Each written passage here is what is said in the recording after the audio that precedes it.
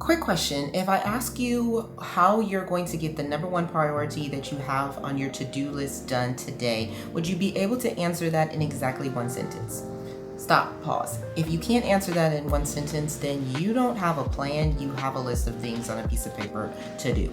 And we're going to talk about today why time blocking versus to-dos, why time blocking usually wins, if not 99 to 100% of the time. But more importantly, we're also going to talk about how to know the difference between the two and how to lean in on the one that will get you back the time that you deserve. So the real problem is most of us were taught when you're being productive to make a list and grind. Write down all of the things that you need to get done and scratch those things off, and that equals success when you're able to magically at the end of the day close your planner, close your phone, and everything that you listed was checked off. Well, nothing could be further from the truth.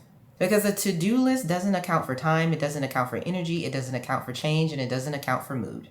A to-do list only answers what I want to do. A calendar simply answers when will I do it. And that when at the end of the day is the difference between busy and being effective. So let's define both very quickly. So a to-do list is a set of tasks, usually unlimited. It is usually unordered. It is basically all of the things that you at some point, whether the day or the week, need to get done. Where time blocking is where you take things and you dedicate a specific portion of the day or of the week to execute the priorities or the things that need to get accomplished in your life. It turns your priorities basically into little appointments with yourself.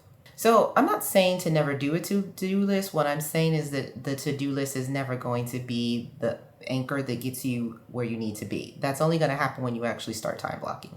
So the number one reason why time blocking works over to-do lists is it forces you to confront the reality of time. It forces you to name not only a time and a place to get something done, but it actually forces you to really allocate the proper amount of time to execute a task. And that is so much different than from a to-do. And here's a simple truth. If it matters, it will be calendared. If it's important, it will be allocated time. Because when you don't give time, the urgent always overpowers the important. The other reason why time blocking works is it reduces decision fatigue because you've already determined over the course of your day when you're going to execute the tasks that were originally on a to-do list. And that is a powerful resource. Knowing when you are going to sit down and plan, knowing when you're going to sit down and do the emails, knowing when you're going to sit down and map out the business plan is completely different than writing on a list map out business plan. Even if you map out business plan and break up all the pieces that need to be done, if that just lives on a to-do list, but it doesn't actually make it to the allocation of time, then it pretty much lives just on the paper that you wrote it down on. And you may even get some of that actually done, but you're going to be so much more effective when you allocate the proper amount of time to each of those tasks. And then that time is calendared, which is basically what time blocking is. The other thing about time blocking, which really is important to me, is it really protects your deep work. It protects and it differentiates between things that can be quickly done versus things that really need you to lean in and dedicate work to. Give you a perfect example. The other day, I really needed to go through a whole bunch of data. Well, on my calendar, I blocked out 4 hours to do that. Now, I could have wrote in my planner, hey, I want to review this data, and then just walked into my job and figured out throughout the course of the day when I was going to do that. But I knew going into the day, because of course I plan a week at a time, when I was going to do it and what I was going to do it. And then I was able to even take that 4-hour chunk and then break it into smaller pieces. I'm going to spend 60 minutes doing this, 30 minutes doing that, 45 minutes doing that. And when I walked out of that 4-hour session, I completely had all of the answers to the information I needed.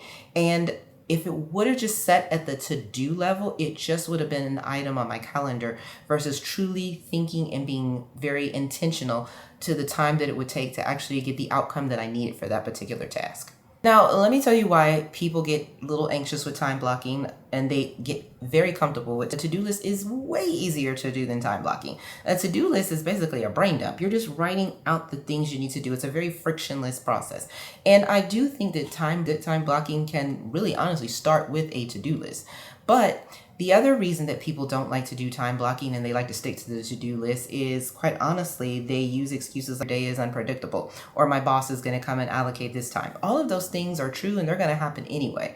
But you still have the opportunity to control certain components of your day in order to do some of the tasks that you need to do. And yes, the variability of a day fluctuates for even me. But my point is that I'm much more productive and much more effective when I have already identified the potential time to get something done. And if it doesn't happen during that time, then I can either move it someplace else, or at least I know that I've allocated the time for that, and I'm going to have to look at my calendar for that to show up someplace else at a different time. And a lot of people don't like the time block because they feel like it's too type A, or they feel like it's too strenuous, it feels restrictive. And a lot of people don't like the time block because they feel like they're going to fall behind and they're going to get off track on the time that they've allocated. And then they're going to feel counterproductive, whereas a to-do list, when you just write those things down and you're able to scratch through a couple of those things, there's some satisfaction in being able to write through that line. And so time blocking is the same thing, but if you don't actually do the task, you don't necessarily get that same satisfaction that you get from striking through a to-do list. That's why people love to-do list. So I have a whole video on my channel about going deep into time blocking, but I'm going to give you a couple of components of those things just so that you can get an idea of what it looks like. And then I will definitely link or put at the end of this video, the video that I have on time blocking, which is probably one of my most popular videos on my channel on how you can go deep into time blocking. So pretty much the first thing you want to do is you're going to make a short list. You can call that your to-do list. For me, it's always what are the 3 things that I need to capture that are 3 most important things of the day. And there could be other things that also need to be done during the day that necessarily aren't the most important, but they still need to take place. That's step number 1.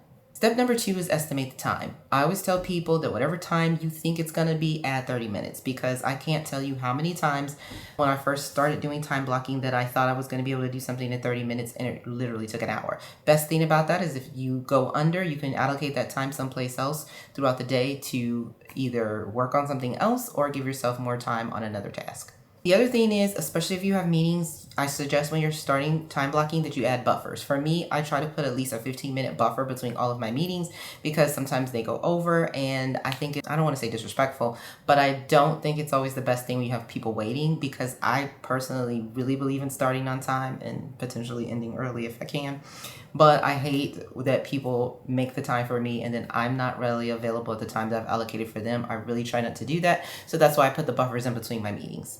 And I don't know how many times I'm going to say this. If you've ever watched my channel, one of the most important things that I could ever tell you is create a weekly reset where you sit down every Sunday and you really sit down and prioritize what is in front of you for the week. And those 3 priorities are things that may be broken down over several days or can be executed in one day, but you take the time and the energy to make sure that those things are allocated throughout the day and they're literally calendared. For me, they are literally on a calendar. And a bonus tip that I've mentioned in another video, but I really think that this one really will get you traction, especially if you have components where you can control of your calendar, is scheduling a meeting with yourself. Y'all, I live or die by this rule. I keep it like an appointment with anybody else. That is where I'm able to do a lot of my deep work, a lot of my deep thinking uninterrupted. And there is something to be said about being able to close your door and really focus on the work at hand, because so much of our time and energy at work is working and planning that we don't actually have time to execute the actual things that we're working on and planning. Crazy concept, huh? And if you are living in a constant to-do list and you never get these things accomplished, just try time blocking for 7 days, y'all. Just give it a week. Give it a good Sunday through Sunday and see how it works. And I'm going to tell you 2 things that I think are so crucial and so critical and so important. It is probably unlikely that every day is going to be a perfect day. If you say you're going to do something at 10 o'clock and you don't get it done at 10 o'clock, it's not a big deal. I can't think of a day where I can go through the whole day and everything works out exactly the way I time blocked it. That's not the point of time blocking. It's not for it to be perfect. It doesn't mean at 11 o'clock when I said I was going to do something at 11 o'clock that I'm literally doing that. That happens a lot, but sometimes it doesn't. What it means is I've allocated time to get it done, and so the likelihood of me executing it is so much higher because I've actually given myself time. It's a very similar concept to zero-based budgeting that I talked about in last week's video with money. You're basically zero-based budgeting your time and saying that here's my day, this is what my time looks like, and these are the tasks I'm going to be doing during that time. Some of those tasks could actually be doing nothing. It is okay to time block the words doing nothing, relaxing, chilling, flex time. That's on my time blocking probably every day. So with all that being said, once again, I'll link the video where I go into depth with time blocking and give you actual examples on the screen. But I thought it was really important, as a lot of you start to go back to school or the hustle and bustle of life returns, that you do not go down the rabbit hole of to-dos, because it is a never-ending loop that never really yields the results that you want. As always, I want to thank y'all for watching, and I will see you in the next video.